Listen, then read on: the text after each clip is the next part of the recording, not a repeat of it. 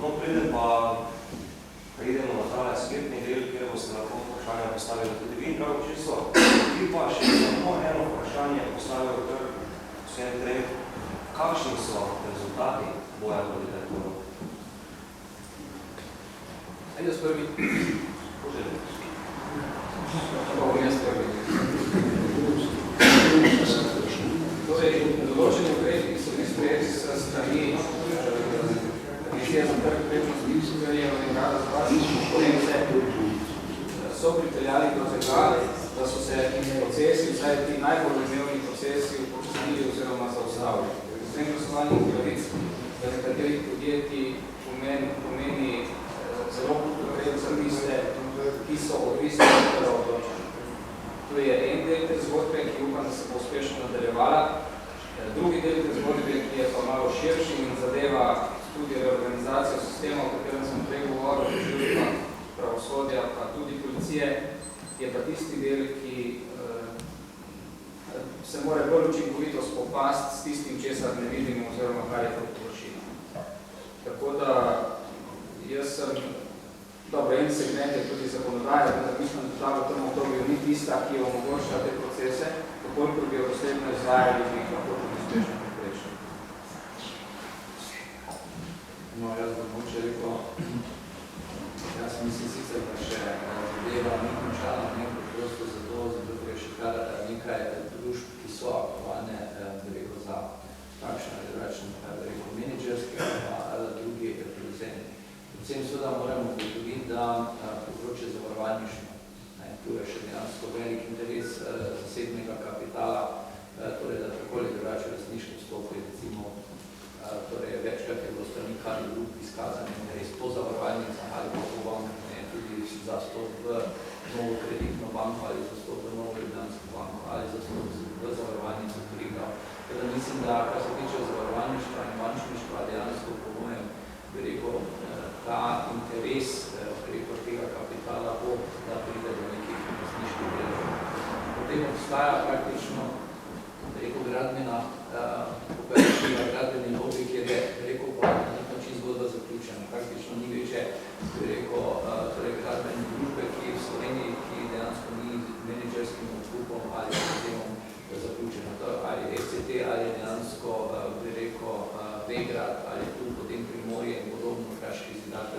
Tukaj nekje praktično gradbeni del je, bi rekel, zaključen. Potem seveda še pa obstoji, bi rekel, mogoče, recimo, po mojem se bo zgodba, kar se tiče samega Istrabenja, verjetno nadaljevala, verjetno tukaj, po mojem, bi rekel, vsi državni inštrumenti, ki so na razpolago, verjetno ne bodo imeli dovolj zgoda, da bi rekel, da bo to z temi ali pa s firmami ali kakokoli se pač, rekel, ta slavnice podjetja, ki se pojavljajo z naslednjem tega, mislim, da te zgodbe pri Istrabenju verjetno realno ne bo možno zaključiti.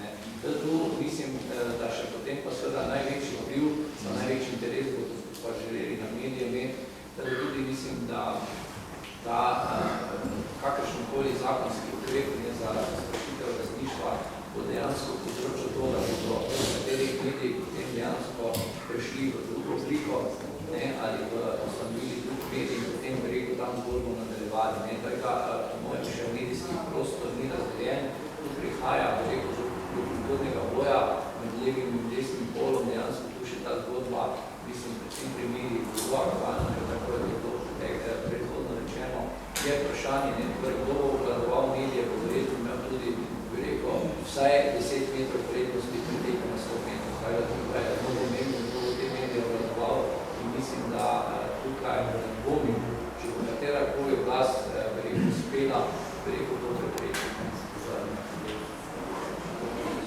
Moj osebni pogled je, da se bo ta proces nadaljeval. Nadaljeval se bo, kako se je tudi pravzaprav sedaj skriti učeti v javnosti, koliko se ne da. Bo pa iz teh velikih zgodb, ki jih je deloma Danilo omenil,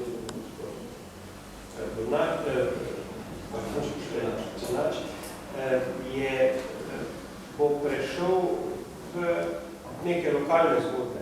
V Mariboru, recimo, če se omenil na ta Maribor, počasi šel v segment komunale, šel bo tudi v druge segmente in tukaj zdaj mi večina nas vsi ali pa nekateri gledamo, pa ne bodo tudi narediti, pa spijo.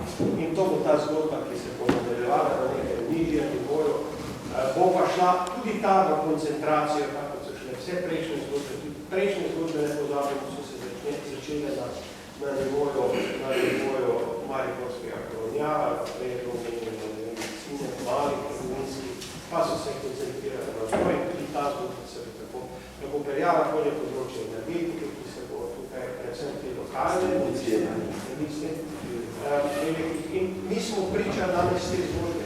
Stojimo poleg, gledamo, to je tako, kako zviša svete pismo. So hodili, gledali, pa bi se videli, poslušali, pa bi se slišali.